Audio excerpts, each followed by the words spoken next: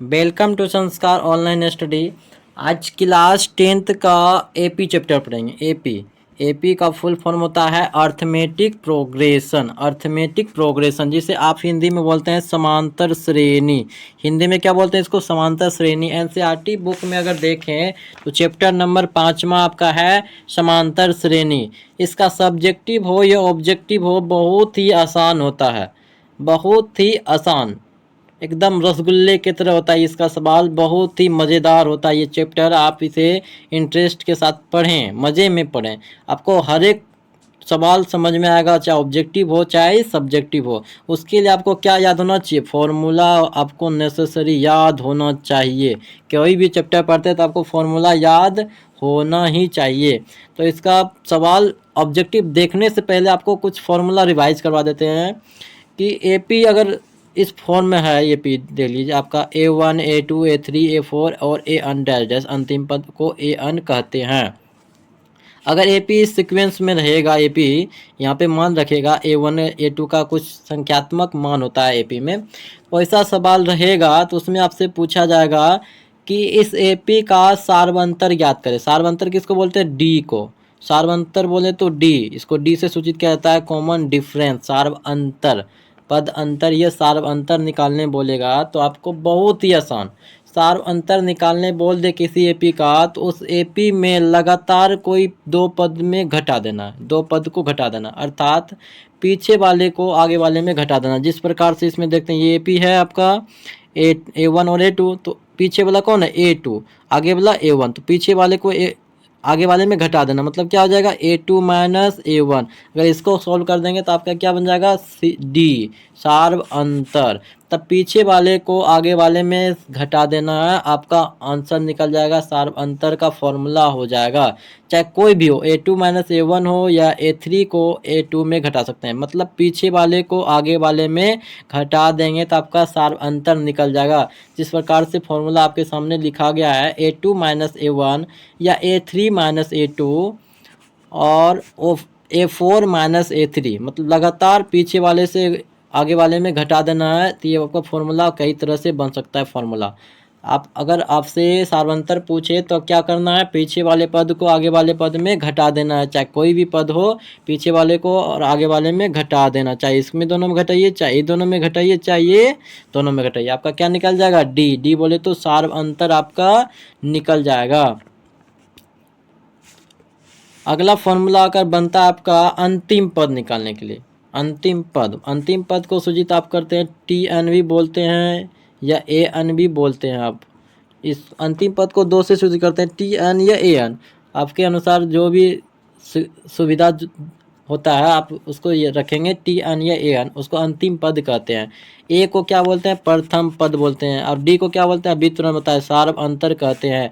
TN या AN को क्या बोलते हैं? अंतिम पद बोलते हैं। और एन को क्या बोलते हैं? पद ही बोलते हैं, सिर्फ पद बोलते हैं।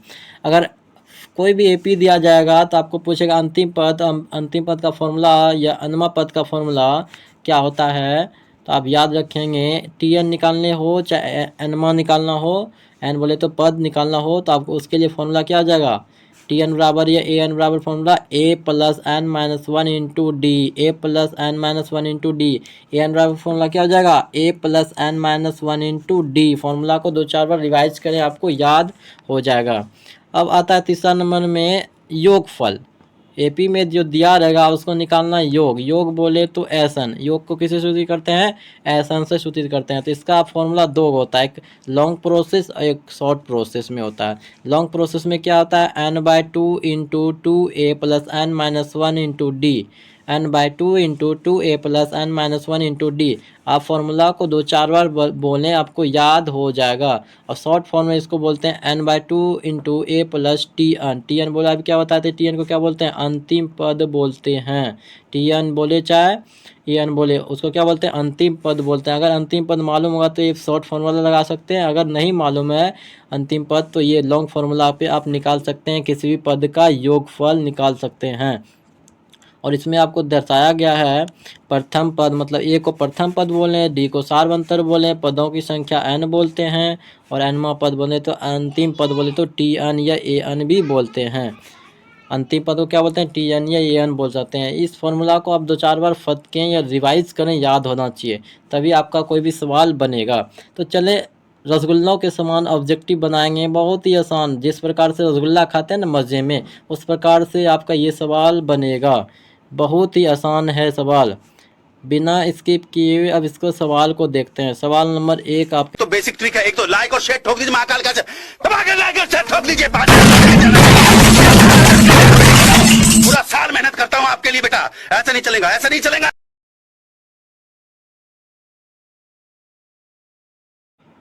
क्वेश्चन नंबर 1 है आपका 3/2 1/2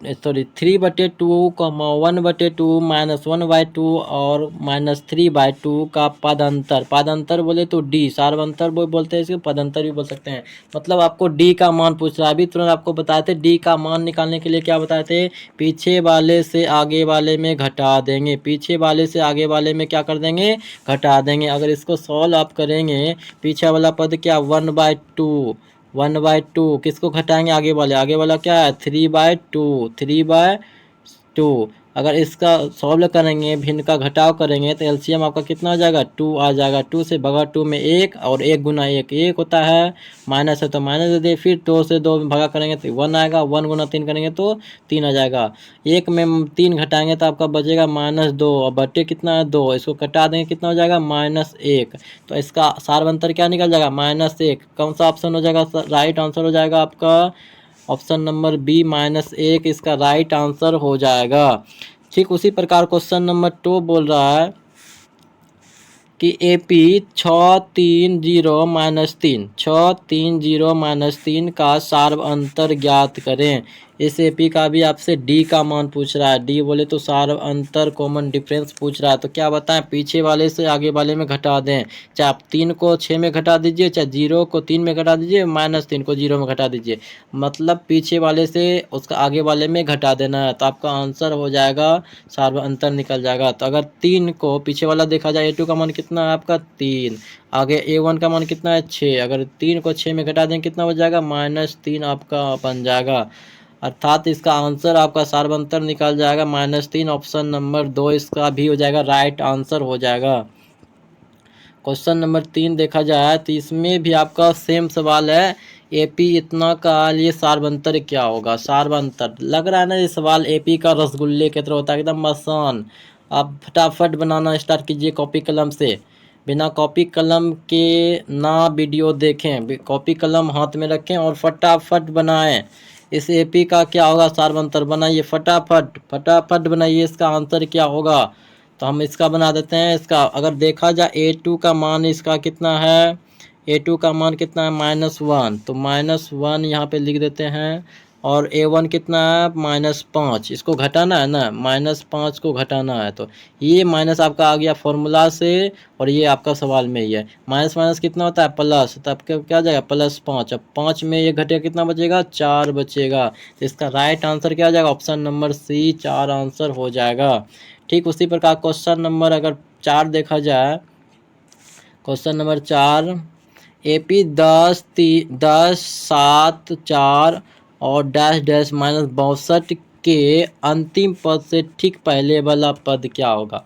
अंतिम पद कितना है, -62 है, तो उससे पहले वाला पद क्या होगा। तो अगर देखा जाए सार्वंतर कितना हो रहा है, तो -3 की हो रही है, मतलब -3 घट रहा है। 7 में 10 घटाएंगे कितना हो जाएगा -3, मतलब -3 की घट रहा है हर एक AP में। तो पूछा है -62, मतलब अंतिम पद से पहले वाला पद कितना होगा। तो उसमें आपको क्या हो जाएगा, 3 जोड़ना पड़ जाएगा। 62 में 3 जोड़ेंगे कितना हो जाएगा आपका 59। तो आपका इसका राइट आंसर क्या हो जाएगा, ऑप्शन नंबर सी 59 हो जाएगा। 62 से पहला वाला पद, 62 से पहले पद क्या हो जाएगा, -59 आपका हो जाएगा। जिस प्रकार से आपको यहाँ पे बना के दिखाया गया, आप इसको समझ सकते हैं और कॉपी पे भी नोट कर सकते हैं। बेसिक ट्रिक है, एक तो लाइक और शेयर ठोक दीजिए, महाकाल का दबा के लाइक और शेयर ठोक दीजिए। पूरा साल मेहनत करता हूं आपके लिए बेटा, ऐसा नहीं चलेगा, ऐसा नहीं चलेगा।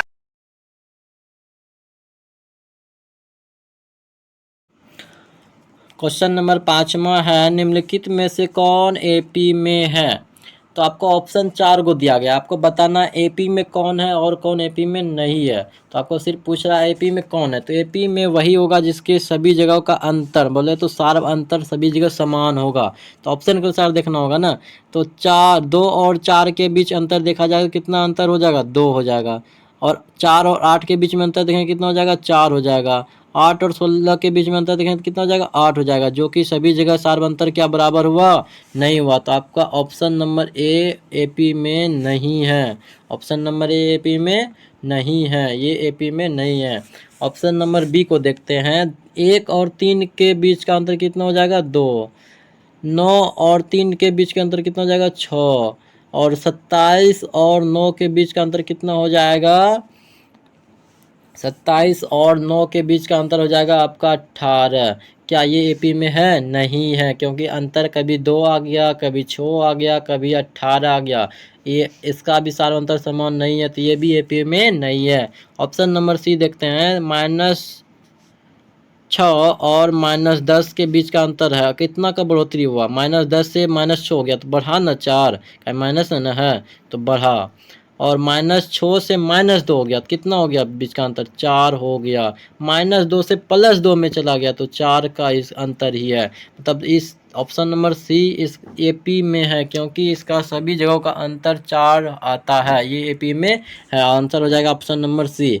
ऑप्शन नंबर डी को देखते हैं, तो ये स्क्वायर और क्यूब में है, तो ये कभी एपी में हो ही नहीं सकता है। ऑप्शन हो जाएगा आपका सी ही राइट आंसर हो जाएगा।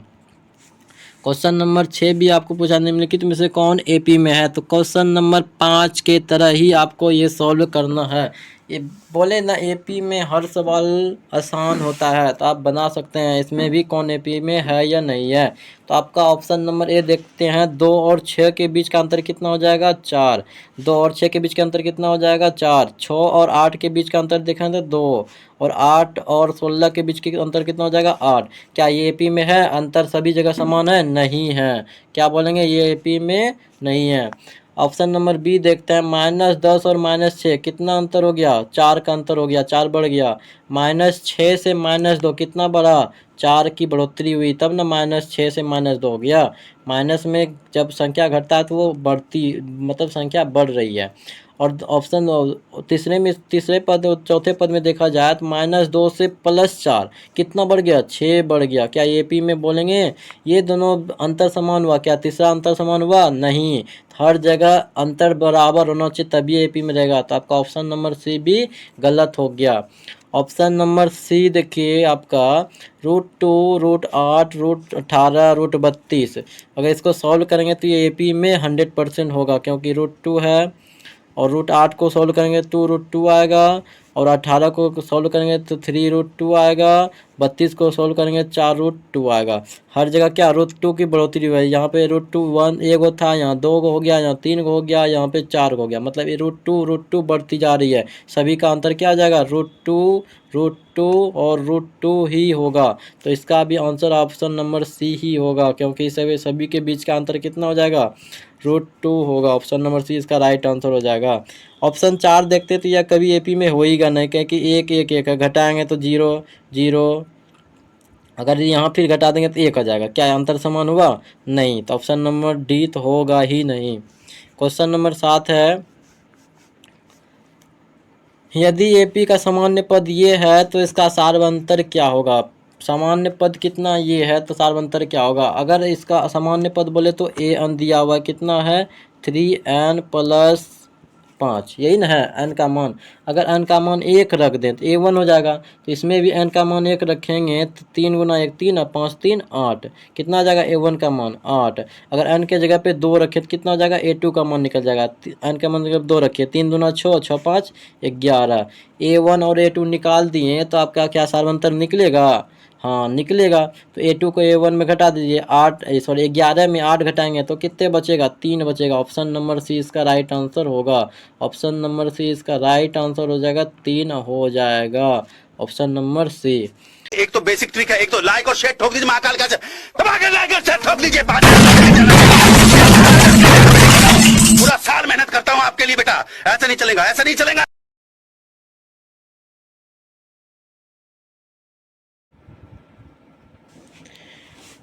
क्वेश्चन नंबर 8 है आपका, यदि 2/3 और ए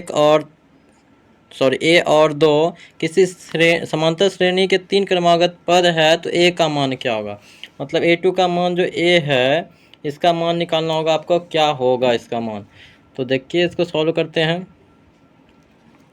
A1 का मान दिया हुआ है, A2 का मान A दिया हुआ है और A3 का मान 2 दिया हुआ है। तो A2 का मान निकालना, तो उसके लिए आपको पहले क्या चाहिए, D का मान चाहिए। तो D का मान कौन देगा, A3 बराबर फॉर्मूला जानते हैं ना, अभी ऊपर में आपको फॉर्मूला बताया गया था। A3 बराबर फॉर्मूला क्या लिख सकते हैं, A+2D फॉर्मूला लिख सकते हैं। तो A3 का मान कितना दिया हुआ है, 2 रख दिए। A का मान कितना है, A का मान 1 है। A का मान कितना है, सॉरी ए का मान अगर यहाँ देखें कितना है, ए का मान 2/3। तो ए का मान कितना रख दिए, 2/3 +2D। इसको सॉल्व करते हैं, ये प्लस में है, इधर आएगा तो क्या हो जाएगा, माइनस में हो जाएगा। 2 - 2/3, 2/3 हो जाएगा बराबर 2D। और इसको सॉल्व करेंगे भिन्न का घटा तो 3 और तो न 6 में घटेगा 2 बराबर कितना हो जाएगा, 2D। इसको सॉल्व करेंगे तो 4/3 बराबर 2D। ये 2 से कट जाएगा, 2 दूनी 4। तो D का मान कितना हो गया, 2/3। ये किसका मान आ गया, D का मान। अगर D का मान A1 में जोड़ देंगे तो आपका A2 का मान निकल जाएगा। तो A1 कितना है, 2/3 और D का मान कितना निकला, 2/3। इसको ऐड कर देंगे कितना जाएगा, 4/3 हो जाएगा। तो आपका आंसर हो जाएगा ऑप्शन नंबर 2 इसका राइट आंसर हो जाएगा। इसको आप कॉपी में नोट करें और 2-4 बार बनाएं अपने से, तब जाके आपको सॉल्व आसान हो जाएगा ये सवाल। क्वेश्चन नंबर 9 है, यदि समांतर श्रेणी का अनमोल पद an+b है तो उसका पदांतर क्या होगा, उसका अंतर क्या होगा। तो अंतर क्या होगा, अनमोल पद मतलब an दिया हुआ है आपको कितना है, an बराबर कितना है, an+b।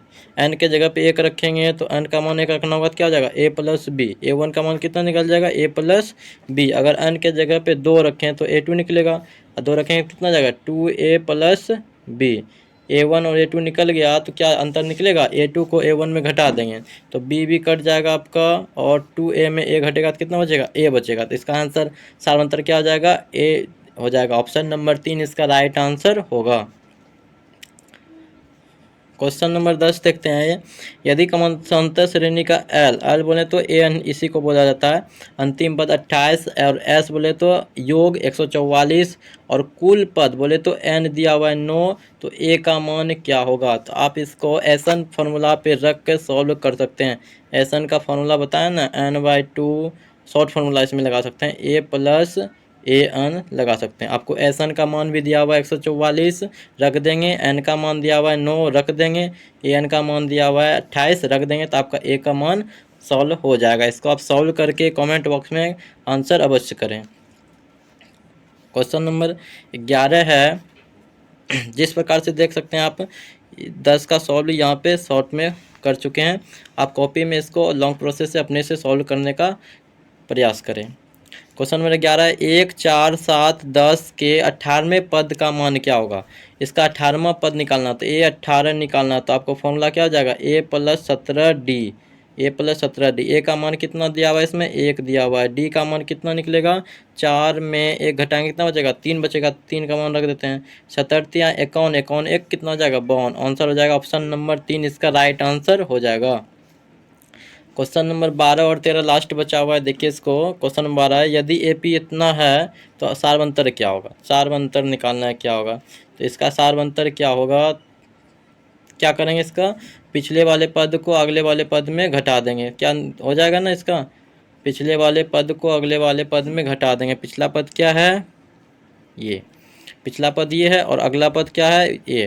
तो इसको इसमें घटाएंगे तो क्या कट जाएगा आपका, 3 3 कट जाएगा, क्या बचेगा, √2 बचेगा। तो इसका आंसर क्या हो जाएगा, डी का मान ऑप्शन नंबर 4 इसका राइट आंसर हो जाएगा। क्वेश्चन नंबर 13 एकदम सबसे आसान है, फॉर्मूला ही पूछ लिया गया। फॉर्मूला आप इसे याद कर लें, वीडियो के शुरू में ही आपको बता दिया गया है, इसे याद कर लें।